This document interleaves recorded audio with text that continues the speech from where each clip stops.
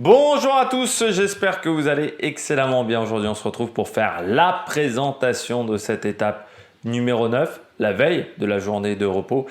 Et vous allez voir que ça va pas être du gâteau du côté du Puy-de-Dôme. N'hésitez pas à vous abonner à la chaîne, à rejoindre un commentaire, à mettre un pouce bleu, à partager la vidéo sur les réseaux sociaux, notamment auprès de vos proches si vous pensez que ça peut les intéresser. Dans les commentaires, n'hésitez pas à me dire qui vous voyez comme favori pour cette étape. Est-ce que vous êtes intéressé également par cette journée du côté du Puy-de-Dôme? N'hésitez pas également quand vous abonnez à la chaîne à rajouter la petite cloche, comme ça vous êtes au courant des dernières vidéos qui sortent sur la chaîne. Si vous avez les moyens et que vous voulez soutenir la chaîne, vous pouvez faire un super thanks et je remercie les gens qui le font et qui l'ont fait en ce mois de juillet. Et puis vous pouvez également aller voir EPS 2.0 sur les plateformes de podcast Amazon, Deezer, Google, Spotify. Vous pouvez également aller voir TikTok, le débrief rapide de l'étape juste après l'arrivée. On commence tout de suite avec cette étape du côté du Puy-de-Dôme. Alors j'avais noté, parce qu'il faut savoir que j'ai fait ça il y a 2 semaines, j'ai noté le petit texte d'introduction, on va dire, des petites notes d'introduction. J'ai noté ça il y a 2 semaines, bien avant le départ de la course. J'avais noté le premier grand moment de ce Tour de France avec l'arrivée au Puy-de-Dôme. Bon, il s'avère que la course ne s'est absolument pas passée comme je l'avais prévu. Donc on a déjà eu des grands moments dans ce Tour de France, mais c'est vrai que ce Puy-de-Dôme, il fait rêver. Il fait rêver parce qu'on n'y est pas allé depuis 1988, parce que c'est une arrivée atypique, parce qu'on sera sur un parcours qu'on ne peut pas faire en temps normal aussi. Il faut le dire, c'est une voie de service, c'est une voie qui n'est pas utilisable par les cyclistes. Donc il y a un petit côté découverte. Il y a un petit côté, on va découvrir cette montée. Pour tout vous dire, même, on a fait une journée de reconnaissance spécialement pour les coureurs de ce Tour de France. C'est-à-dire qu'il y avait une journée où on a permis aux coureurs d'aller faire le sommet de cette étape. Il y avait Romain Bardet, il y avait tous les leaders qui étaient avec des horaires différents pour ne pas se retrouver en même temps, mais qui ont eu genre un passage. C'est-à-dire qu'en plus, ces coureurs n'ont pas de repères, contrairement à d'autres montées. Je pense au Grand Colombier, je pense au Tourmalet, où certains coureurs les ont fait déjà 8 ou 9 fois. C'est-à-dire qu'ils ont beaucoup de repères sur ces montées-là. Là, le Puy-de-Dôme, personne n'a de repères. Je pense qu'il y a peu de coureurs qui ont regardé les images des résumés de la course dans les années 70. Donc, ça va être vraiment une découverte pour tout le monde, quasiment sur ce Tour de France. Et puis l'étape, elle n'est pas si facile que ça dans sa première partie. On est vraiment mal plat, avec beaucoup de routes où le goudron va pas être bon, avec des routes où on est vraiment en prise. Je rappelle qu'en début de journée, on a quand même le lac de Vassivière, qui est sprint intermédiaire, qui n'est pas classement de la montagne, mais ça va vraiment être un début de journée qui peut être très compliqué si en plus il y a une bagarre pour aller chercher l'échappée. Et puis ensuite, on a le final avec cette montée qui est mythique et qui, on pensait, ne serait plus utilisable sur le Tour de France. Est-ce que ça va se résumer à une course de côte? Certainement, mais les routes mal plates vont certainement mettre en difficulté pas mal d'équipiers, ce qui fait que les crémages pourraient être très importants dans la première partie de la montée du Puy-de-Dôme, la partie à la sortie de Clermont-Ferrand. Dénivelé positif, 3441 mètres, c'est la 7e étape, là, avec le dénivelé le plus important. Et du côté du classement de la montagne, on a 24 points au maximum à se partager, mais en sachant que la montée finale doit rapporter 20 points. Donc il n'y a pas grand chose d'autre à se mettre sous la dent. Si les calculs, j'avais pris en fait les chiffres qu'un mec sur Twitter avait sorti, donc si les calculs sont bons de ce mec-là sur Twitter, je ne vais pas revérifier au niveau des décomptes de points, mais c'est vrai que j'ai un petit doute parce que comme c'est un hors catégorie, je croyais qu'hors catégorie c'était plus de points, mais j'ai plus le barème en tête. On regarde tout de suite la présentation de cette étape. On regarde le tracé de cette étape numéro 9, tant attendue. Donc comme vous le voyez, on part de Saint-Léonard de Noblat, donc dans la banlieue de Limoges, pour aller vers Clermont-Ferrand et ensuite remonter vers le Puy-de-Dôme. Clermont-Ferrand qui va être la plaque tournante de la course donc pendant 3 jours. Il va y avoir donc cette arrivée d'étape, puis demain la journée de repos, puis l'étape de Issoire et encore le départ de l'étape de Moulins. Donc ça va vraiment être un lieu important. Plus le Tour de France féminin qui part également, le Tour de France femmes, pardon, qui part également de Clermont-Ferrand. Donc ça va être un lieu important dans les jours à venir. Vous voyez, donc on va plein est sur cette étape, sauf dans le final, où pour récupérer le Puy-de-Dôme, on va flirter, on va rentrer légèrement dans Clermont-Ferrand pour ressortir très vite et donc repartir plutôt pleine... repartir par là parce que j'allais prendre Vulcania, repartir du côté de l'ouest pour aller récupérer le Puy-de-Dôme sur cette étape. On regarde un petit peu le profil. Saint-Léonard-de-Noblat, Puy-de-Dôme. Donc quand je vous le disais dans la première partie de course, c'est quand même pas tout plat, c'est assez mal plat dans ce début de journée. Et puis ensuite, vous avez l'arrivée au Puy-de-Dôme. On commence à Saint-Léonard-de-Noblat pour ces 183 km assez vite. Le sprint intermédiaire au kilomètre 30, donc il pourrait peut-être un petit peu animer la course, ce sprint intermédiaire entre Van Der Poel, Coca, également du Pedersen. Donc l'échappée pourra avoir un petit peu de mal à sortir. Le lac de Vassivière, assez connu, on l'a vu sur le Tour de France. On avait eu une étape, un contre-la-montre. Remporté, je crois, par Indurain en 95 ou 94, moi je dirais 95. Il y avait eu une étape de Paris-Nice aussi qui arrivait du côté du lac de Vassivière. 5 km 1 à 4% de moyenne, donc c'est quand même pas une petite côte pour ce sprint intermédiaire. Et puis on passe à Gentiou, avant la première côte du classement de la montagne de la journée, la côte de Felletin, au kilomètre 74,5, donc à 110 km de l'arrivée. De kilomètre 3 à 4,7 de moyenne, c'est roulant, c'est pas très compliqué pour cette montée de la côte de Felletin. Alors, bon, c'était pour mettre une difficulté à cet endroit-là, mais voilà, vous voyez, c'est surtout 1 km 300. On va avoir notamment un passage au-delà de 6% sur 500 mètres, mais c'est pas très dur. Mais malgré tout, ce sont encore une fois des routes en prise, pendant toute la journée avec pas forcément un très bon rendement. Pour ceux qui connaissent un petit peu le Massif central, c'est du gros grain ces routes. C'est un profil de goudron qu'on retrouve également quand on va dans le Morvan, par exemple, pas très loin de chez moi, c'est aussi loin que le Massif central même, mais quand vous traversez le Morvan, donc quand vous quittez la Nièvre, vous allez dans le Morvan, vous avez également ces routes avec un goudron qui est rouge, parce on le repère bien par chez nous, c'est du goudron rouge, c'est le même type de goudron, c'est un rendement qui est dégueulasse. Vraiment, vous êtes tout le temps obligé de rester le pied sur l'accélérateur si vous voulez rester à 80 km/h. Autant vous dire qu'avec des cyclistes, il faut tout le temps relancer, donc c'est exigeant, vraiment physiquement. La côte de Pontcharrault, 2 km à 4,4 de moyenne, au kilomètre 85,5. Cette côte de Pontcharrault, c'est un peu pareil que la première. C'est 2 km, voilà, avec entre 4 et 5%, donc c'est pas très compliqué pour les coureurs, mais en prise, encore une fois. On passe à Croc, à Saint-Avy, Pont-au-Mur et sa côte. La côte de 3e catégorie, qui sera la côte la plus dure de la journée si on exclut la montée du Puy-de-Dôme. 3 km 900 à 4,8 de moyenne, côte de 3e catégorie qui sera quand même encore à plus de 60 km de l'arrivée, cette côte de Pont-au-Mur. On la regarde tout de suite. La côte de Pont-au-Mur, 500 mètres compliqués à 9,8%, et puis ensuite on repasse à 5-6% sur 4 km. Donc voilà, c'est surtout sur ce passage-là, on va dire presque le pied du col, parce que le premier kilomètre est assez plat, étant faux plat montant, c'est vraiment là où ça va être compliqué sur ce passage en noir. Puis ensuite 5-7, 5-6, mais même si la Jumbo accélérait, c'est pas là où on ferait des écarts. Et puis ensuite, on passe à Pont-Gibaud, de nouveau une petite bosse de 9 km à 2,8 de moyenne. Voilà, un long faux plat montant, mais encore une fois, tout le temps c'est relance. Et puis on redescend ensuite vers Clermont-Ferrand pendant une dizaine de kilomètres. Et à Clermont-Ferrand, assez vite, on attaque la montée du Puy-de-Dôme qui fait 12 km 600 à 7,8 de moyenne. Montée hors catégorie, c'est surtout les 4,5 derniers kilomètres qui sont à 11,5 de moyenne. Donc ça, c'est énorme. On va voir tout de suite le graphique, vous allez voir ça un peu plus en détail.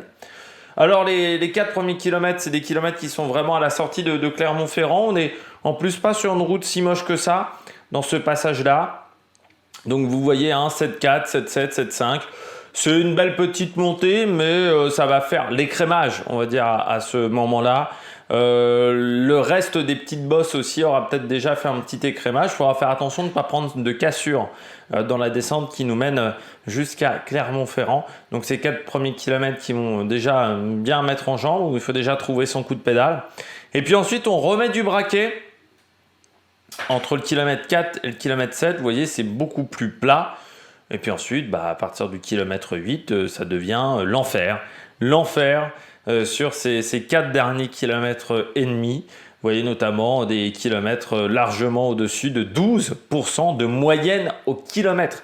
Et ça va durer 3 kilomètres. C'est-à-dire entre le kilomètre 9 et le kilomètre 12. Et même, jusqu'à l'arrivée. Entre le kilomètre 9 et jusqu'à l'arrivée, on est au-delà de 12%.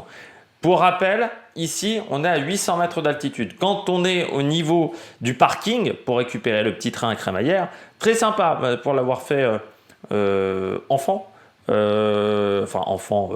adolescent, dans mes jeunes années. Le petit train est très sympathique. Si vous voulez monter au Puy-de-Dôme, voilà.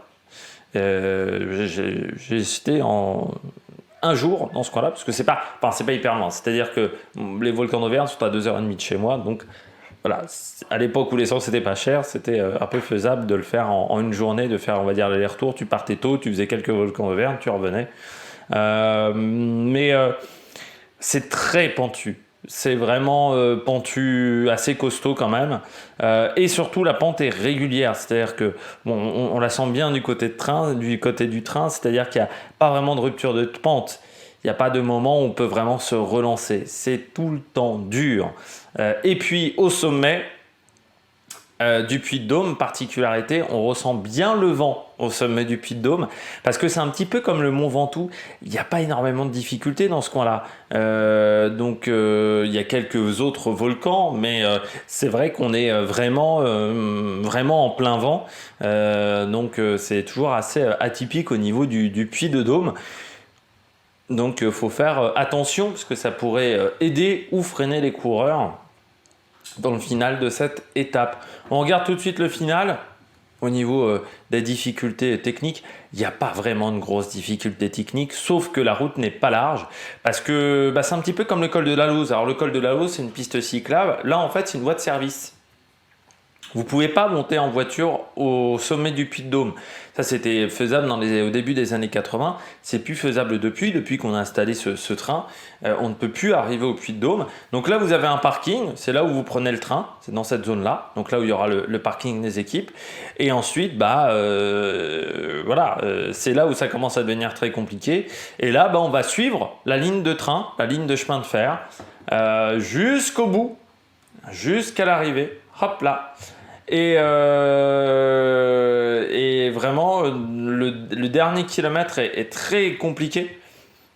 Et surtout, vous le voyez, il est en escargot. C'est-à-dire que la fin de cette montée est en escargot, on pourrait dire. C'est-à-dire que c'est un virage où il faudra bien choisir sa trajectoire. Techniquement, je crois qu'il n'y aura pas de spectateurs sur cette arrivée. Je crois que c'était prévu comme ça pour éviter que la route soit... Déjà que la route n'est pas large, je crois qu'on a 4 mètres de large. 4 mètres, pour éviter ça. Et donc ensuite, on utilise vraiment toute la longueur possible du Puy-de-Dôme. C'est-à-dire vraiment, on ne peut pas aller beaucoup plus loin, à vélo. On utilise tout. Pour vous dire, les assistants équipes ne sont pas à l'arrivée, ils sont un petit peu plus loin. Et le service médical est à 2000 mètres avant. Donc vous voyez, c'est vraiment particulier comme arrivée pour les coureurs et les équipes. De toute manière, même si vous avez une crevaison, la voiture ne pourra quasiment pas vous dépanner. Donc vous allez perdre énormément de temps si vous avez un problème technique, même si on autorise 2 véhicules par équipe. Ça sera très compliqué de dépanner. Je ne sais même pas si ça sera des voitures ou des motos. Je ne sais pas comment c'est prévu. Je pense que c'est les voitures, parce qu'il y a quand même la place de passer une voiture, mais ça sera très compliqué de dépanner les coureurs à cet endroit-là. Eh bien, on va revenir tout de suite sur les segments Strava de cette étape.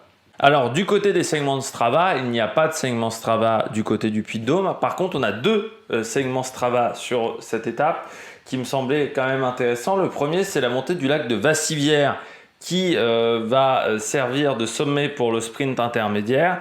Et là, on peut voir que ce lac de Vassivière, c'est un coureur qui détient ce meilleur temps. C'est Levi Leipheimer, coéquipier de Lance Armstrong, coureur qui a déclaré s'être dopé dans sa carrière, qui l'avait fait sur la 3e étape de Paris-Nice 2012. Lui, il avait fait le temps de 11 minutes 29. Moi, j'ai un David Van Der Poel qui a fait 16 minutes 57, donc le frère de Mathieu. Et puis, j'ai un Taylor Phinney qui est en 17-17.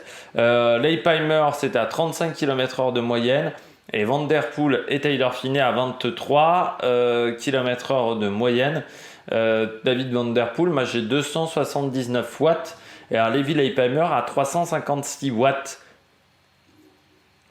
Mais ça me semble pas beaucoup, 356 watts, vu la vitesse qu'avait fait Levi Leipheimer. On poursuit avec le deuxième point Strava, c'est la côte de Pont-au-Mur, donc cette côte de 3e catégorie. Alors là, il n'y a pas de professionnels qui ont réalisé le meilleur temps. Le meilleur temps est détenu, donc c'est ce que me dit le site du Tour de France, par Boris Orlac, qui est un des partenaires d'entraînement de Romain Bardet, qui a fait donc 8 minutes 26 à 23,8 de moyenne avec 320 watts. Et sinon, voilà, dans le top 10, je n'ai aucun coureur professionnel, mais on est aux alentours, à part Boris Orlac, aux alentours de 20 km/h de moyenne pour les amateurs. Donc on peut se dire que le temps de Boris Orlac à 23,8-24 km/h est un temps assez réaliste pour les coureurs de ce Tour de France. Je rappelle que cette montée soit encore assez loin de l'arrivée. On passe à l'histoire du Tour de France. Et aujourd'hui, on va revenir sur le Tour de France 1975 avec l'étape numéro 14. Je vous invite même à aller voir la chaîne YouTube de France 3 Auvergne qui a fait des reportages, notamment avec Bernard Thévenet, avec Romain Bardet, avec un autre ancien coureur cyclisme dont j'ai oublié le nom, des années 50, voilà, où ils ont parlé de cette montée du Puy-de-Dôme, avec Zotemelk également, qui est dans, voilà, il y a 3-4 reportages sur cette montée du Puy-de-Dôme, et notamment la reconnaissance qu'a effectuée Romain Bardet. Étape 14 de Tour de France 75, ça va pas plaire à nos amis belges cette étape, ça va rappeler de mauvais souvenirs. On est arrivé du côté du Puy-de-Dôme et à ce moment-là de la course, c'est Eddy Merckx, le grand Eddy qui est en tête. Il a 1 minute 32 d'avance sur Bernard Thévenet. En début d'étape, le rythme est très élevé et le peloton est groupé en ce début de journée. Nous avons une légère pluie fine qui rafraîchit les coureurs.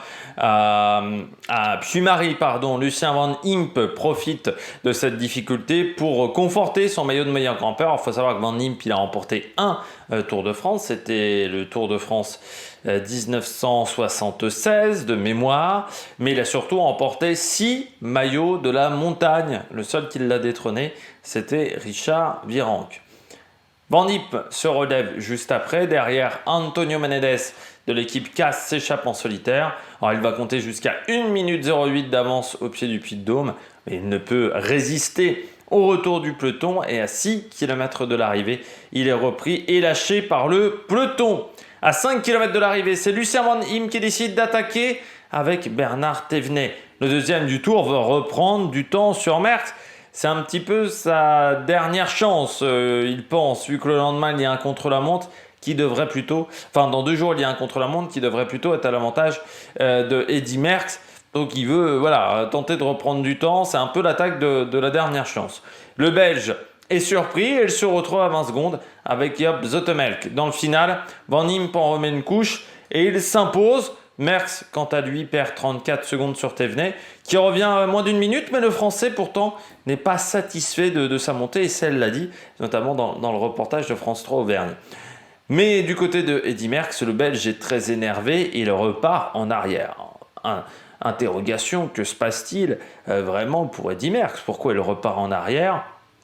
Eh bien en fait, il a reçu un coup de poing dans le foie à 150 mètres de l'arrivée et il va repartir en arrière pour désigner l'auteur du geste qui est arrêté par la police.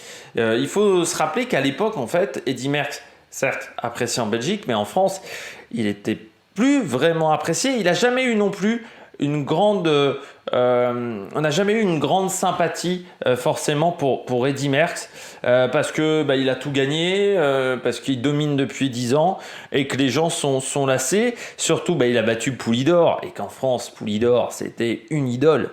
Alors, il faut l'avoir en tête et que les gens lui reprochaient d'avoir battu Poulidor. Voilà, tout simplement. Et le public s'était lassé aussi de d'autres coureurs. On s'était lassé d'Armstrong. Même s'il n'y avait pas eu les affaires de dopage, beaucoup de gens en avaient marre que Armstrong gagne parce que c'était toujours la même chose. C'est pas vraiment pour les affaires de dopage qu'ils en avaient marre que Armstrong gagne. Anquetil, c'était aussi un petit peu la même chose. C'est pour ça que les gens préféraient plutôt Poulidor à Anquetil. Et puis, on peut vous redire dans un autre sport, Michael Schumacher en Formule 1, les gens en avaient marre aussi.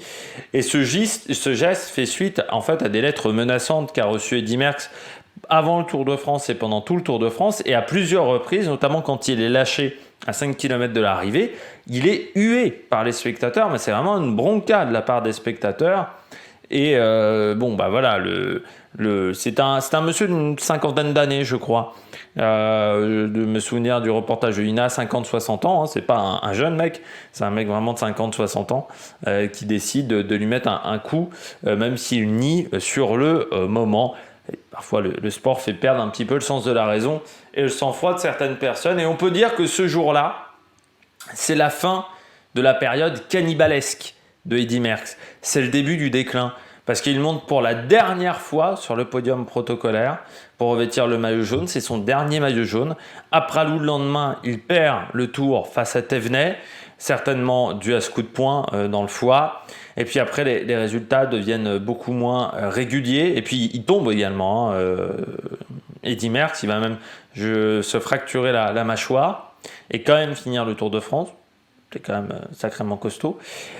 Bernard Thévenet, lui, va remporter 2 Tours de France, mais c'est pas vraiment lui le successeur du cannibale. En fait, c'est Bernard Hinault, le successeur du cannibale, parce qu'il est capable de gagner sur tous les terrains, comme Eddy Merckx. Et Thévenet va être victime, lui aussi, du dopage, parce que en décembre 77, il va à l'hôpital à cause d'un problème au foie. Alors les médecins lui demandent pourquoi il a un problème au foie, parce que c'est un coureur cycliste, moi je dirais qu'il est dans la fleur de l'âge à ce moment-là. Puis Thévenet va leur dire qu'il prend régulièrement de la cortisone. Et les médecins vont s'apercevoir que ce n'est pas normal de prendre de la cortisone, et surtout que ce n'est pas indiqué, il n'y a pas d'ordonnance, donc ils s'aperçoivent tout de suite que c'est du dopage. Et il va avoir la presse qui va s'emparer de ce sujet et il va déclarer à ce moment-là que tout le monde se dope dans le peloton, ce qui ne va absolument pas plaire dans le milieu du cyclisme, parce que c'est un milieu assez opaque, jusque dans les années 2004-2005, dire de manière assumée que dans le peloton on se dope, c'était très mal vu. C'était vraiment c'était très mal vu. Il fallait pas dénoncer le dopage quasiment. Et donc, il va être lâché par Peugeot, son sponsor. Et puis les autres cyclistes ne lui parlent plus. Il y a vraiment des histoires assez surprenantes. Et il continue jusqu'en 1981 avec des résultats moins bons, même s'il fait partie de l'équipe de France autour de Bernard Hinault à Sallanches lors des championnats du monde 1980. Et puis on le connaît aussi, Bernard Thévenet, nous en France, parce qu'il a commenté pas mal de fois, notamment les classiques. Je crois qu'il a commenté quelques Tours de France, mais il commentait surtout régulièrement les classiques, l'Amstel, Liège-Bastogne-Liège. C'était vraiment le commentateur, on va dire, de France Télévisions sur ces courses-là. Le cycliste, avant Laurent Jalabert, le cycliste du jour, je ne pouvais pas passer à côté de Raymond Poulidor. Aujourd'hui, je crois qu'on est tous d'accord là-dessus. Professionnel entre 1960 et 1977, on parle toujours de Bernard Poulidor, de Raymond Poulidor, comme un éternel second. Mais c'est oublier que Raymond Poulidor a remporté énormément de courses dans sa carrière, 189 victoires, 18 grands tours, dont 14 Tours de France, 7 victoires d'étape, 2 Paris-Nice, record de podium sur le Tour de France avec 8, Milan-San Remo 1961, Flèche Wallonne 1964, Vuelta 1964 également, champion de France 1961 parmi son palmarès, et puis bien entendu C'est le grand-père de Mathieu Van Der Poel qui a eu un nombre de résultats, mais vraiment énormément de très bons résultats de la part de Raymond Poulidor. Alors qui a toujours dit que s'il avait un peu mieux préparé le Tour de France, il en aurait peut-être gagné. C'était vraiment un super coureur. Physique atypique également, assez baraqué. C'est vrai que par rapport aux coureurs cyclistes d'aujourd'hui, il était très massif, Raymond Poulidor, et puis une santé de fer. J'ai envie de dire Raymond Poulidor. Et puis bon voilà, une notoriété incroyable en France. C'est-à-dire quand on le voyait sur le Tour de France, signé 150 autographes. Voilà, il était presque plus populaire à une époque que certains cyclistes professionnels français. Du côté de la météo, grand soleil, entre 31 et 34 degrés, le ressenti devrait approcher encore une fois des 40 degrés. Vent sud-ouest, à vent d'ouest parfois, qui sera de dos ou trois quarts d'eau, selon comment la course est positionnée par rapport au vent. Et puis le vent entre 15 et 30 km/h, ça ne devrait pas être suffisant pour des coups de bordure. Et puis du côté du Puy-de-Dôme, le vent sera plutôt de face dans la montée, surtout dans la portion finale, jusque dans le virage en escargot, où là à un moment le vent sera bien entendu de dos, mais sur la ligne droite finale, il sera de face ce vent. Du côté de la stratégie, les leaders vont s'expliquer dans les pourcentages les plus importants, même s'il y a du vent de face. C'est quand même au-delà de 12%. On ne peut pas mentir sur sa condition physique. C'est-à-dire, quand on est sur des pourcentages de ce type-là, si on n'est pas bien, on n'est pas bien. On ne peut pas jouer tactique sur une montée pareille. Voilà, ça joue à la pédale. C'est pas forcément le plus spectaculaire, encore en début de Rototo, mais c'est vraiment, voilà, on ne peut pas mentir sur sa condition physique sur ce genre d'arrivée. Échapper, mais 5-6 coureurs, je vois pas beaucoup plus de monde. Déjà dans beaucoup d'équipes, on demandera aux équipiers d'être présents. Et puis même quand vous n'êtes pas équipier, les sprinters, ils ont tellement peur de ce final que il faut faire attention pour être dans les temps, pour pas être hors délai. Et puis il y a peu de points pour le classement de la montagne, donc c'est pas très intéressant non plus, et aucune chance d'aller au bout, parce que je pense que vu le prestige de cette victoire du côté du Puy-de-Dôme, c'est un leader qui ira la chercher, surtout avant cette journée de repos. Du côté des favoris, alors j'ai mis en 1 Vingegaard, j'ai hésité avec Pogačar pour tout vous dire, mais c'est vrai que les conditions climatiques très chaudes, Pogačar, c'est pas forcément ce qu'il apprécie le plus, donc je me dis Vingegaard, il peut peut-être s'en sortir dans ces conditions-là. J'ai mis Tadej Pogačar parce que c'est un type de format d'arrivée qui lui convient, avec des très très forts pourcentages. C'est là où il est très fort, Tadej Pogačar. J'ai mis David Gaudu parce que les petits gabarits, quand ils sont sur des forts pourcentages, c'est vraiment un avantage parce qu'il y a moins de poids à déplacer. Et puis David Gaudu, par rapport aux Colombiens, là les Colombiens n'ont pas l'avantage de l'altitude, c'est 1400 mètres.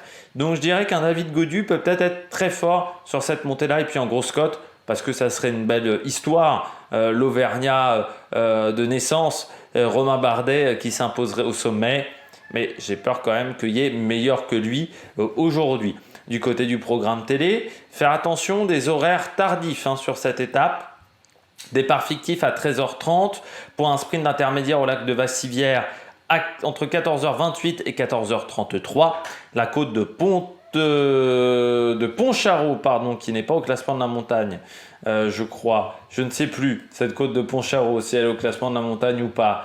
La côte de Pontcharraud, si, c'est la deuxième côte de 4e catégorie, elle est à 96 km de l'arrivée, entre 15h47 et 16h.